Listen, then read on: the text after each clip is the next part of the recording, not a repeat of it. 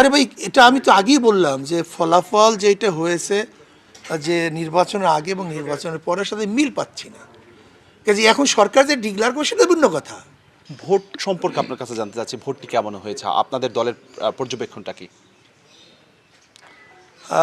একটা কথা হলো, নির্বাচনের আগে এবং রেজাল্টের পরে আমি মিল খুঁজে পাচ্ছি না। আমি বল সমস্যা হলো এই, কারণ নির্বাচনের আগে একটা পর্যবেক্ষণ হয়, নেতা কর্মী জনগণ ভোটার সবার কাছে জিজ্ঞাসা করা হয় যে কি অবস্থা। আমি নির্বাচনের আগে যেই জনগণের থেকে যে অবস্থা জেনেছি, তাদের ভোটের আগ্রহ উদ্দীপনা, কিন্তু আমি নির্বাচনের রেজাল্টের পরে সেটা পাচ্ছি না। কেন যে পাচ্ছি না তা আমি খুঁজে পাচ্ছি না। আমি জানি না কি হয়েছে।